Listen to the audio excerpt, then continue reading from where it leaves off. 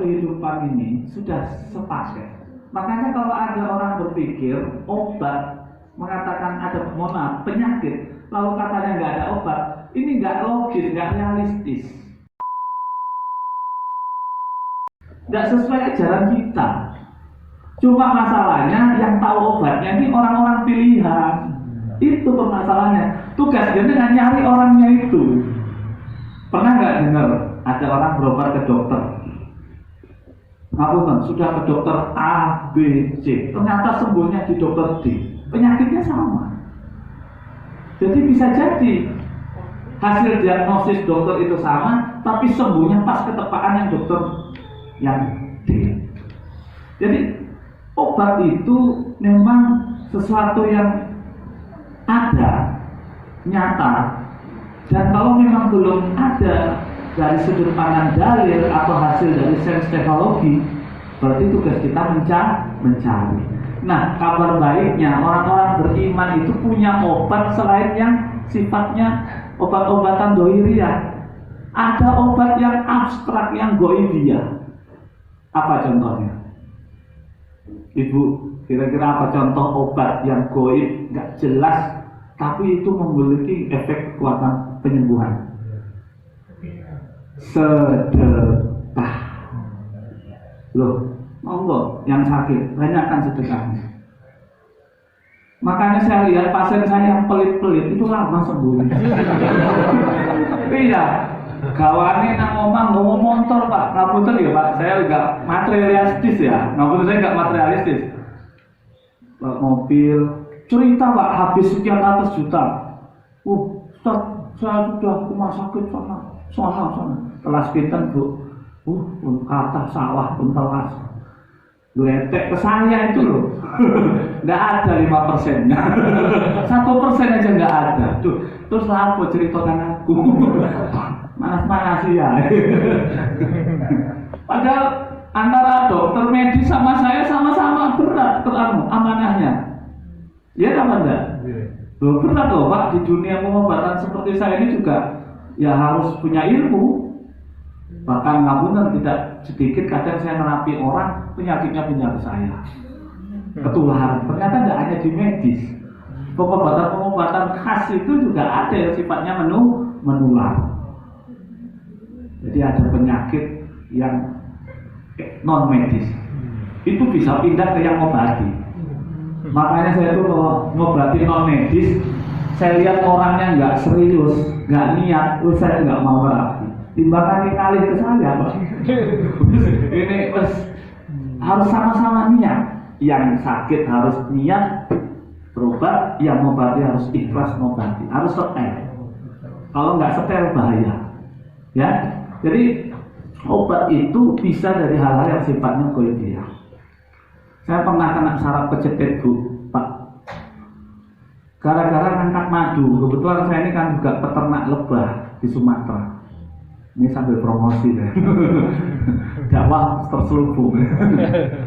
Itu pas ngangkat kan jumlahnya 1 ton Pak. 1 jerigen itu 50 kilo. Waktu ngangkat 1-2 jerigen masih kuat Pak. Ternyata jerigen yang keempat kelima mulai terasa. Akhirnya qadarullah. Saya melanggar suatu aturan. Jadi kita itu kan ada batasannya. Ngangkat-ngangkat itu kan ada batasannya. Saya paksakan akhirnya ketarik Pak. Kecetit ini di belakang punggung. Dibuat sholat sakit. Ditegakkan gini rasa ada pakunya. Akhirnya saya mikir, waduh ini diapa no. Padahal saya sering obati orang, bingung juga. Akhirnya saya minta tolong istri bekam. Dibekam alhamdulillah ya ada hasilnya tapi persentasinya sedikit sekali. Dipijit kemudian, pijit.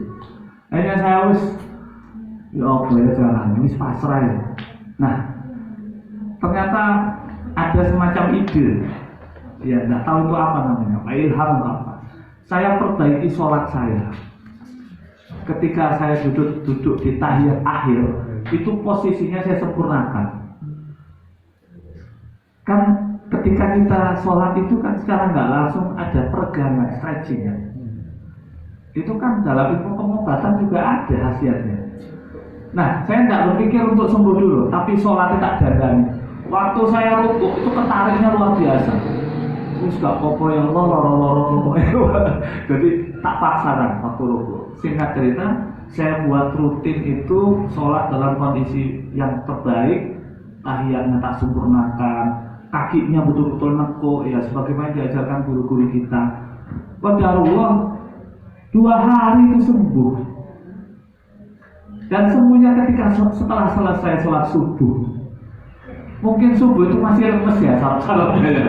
Jadi habis tahiyat akhir saya lanjut zikir, lalu enak, saya pegang-pegang loh nanti penyakit saya bingung.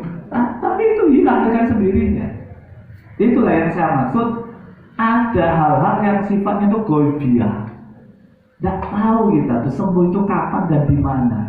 Bahkan kadang-kadang sembuh itu bisa lewat aktivitas ibadah. Makanya apabila saya nyinggung sedekah itu obat. Maka yang sakit yang bertahun-tahun nggak sembuh-sembuh, cobalah jangan spekulasi. Spekulasi tingkat langit tapi ya tingkat langit itu apa? Langsung dikekno nang Gusti Allah. Punya rumah 3, kekno loro. Gusti beliau ini perkataan, kalau sukani kali itu. Nah gitu. Punya mobil 4. Sang yang maha menyembuhkan. Kalau saya maknakan kita mengejar Sang yang maha menyembuhkan, maka sebenarnya dilakukan kita sebagai orang beriman itu apa sih? Kalau mengejar yang maha menyembuhkan, artinya kita harus mengejar obat atau apa?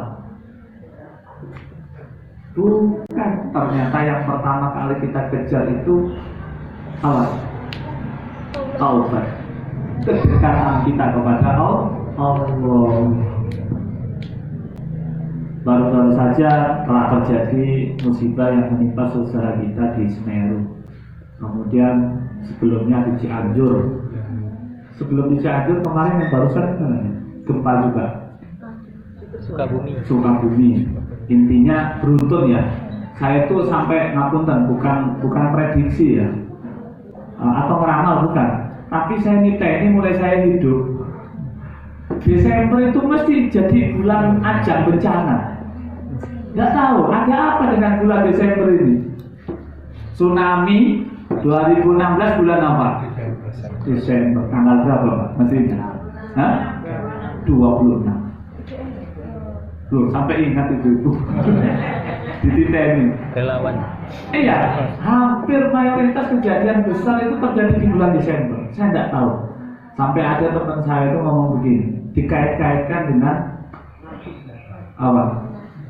Peristiwa yang peristiwa tahun baru, Natal dan sebagainya. Ya mungkin bisa saja itu jadi sebab Allah murka. Tapi sebenarnya ada yang lebih besar dari itu. Ya. Dan saya perhatikan daerah-daerah yang ditimpa bencana itu sebagian besar ngapunten daerah-daerah yang di situ juga banyak kemaksiatan. Allah pernah nggak salah ngasih bencana itu, tempatnya, titiknya, koordinatnya. Kenapa koordinat itu? Ngapunten. Ketika terjadi gempa kemarin di tempat saya Jember, itu skala Richternya lebih tinggi daripada di Cianjur. Ya Pak Dokter. Di Jember kemarin itu insya Allah 5,6 sampai 6,2. Tapi titik koordinatnya Allah tempatkan di mana? Di laut. Nah, Allah, saya itu masih bersyukur. Saya sudah berpikir begini, mari ini ngalih ke Jember koyok lagi masih ya di Jember. Atau para alim ulamanya sudah enggan berdakwah, sudah mungkin niat dakwahnya sudah tidak lillah.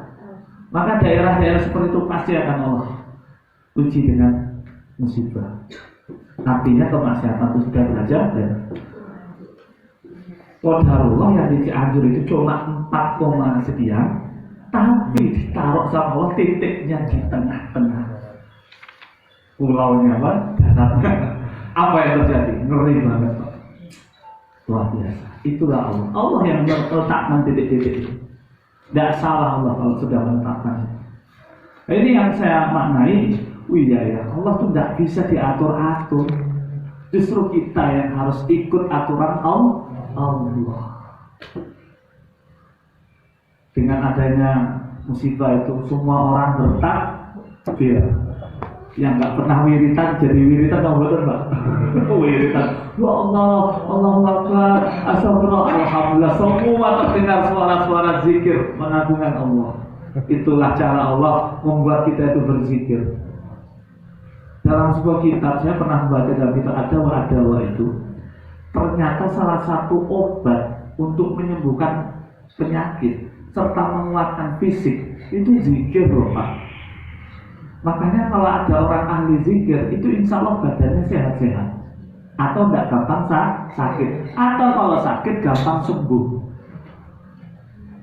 Makanya kalau ada orang ahli zikir sakit-sakitan ini dipertanyakan zikirnya, niatnya karena apa ini? Hati-hati yang suka berzikir, niatnya harus lillahi ta'ala.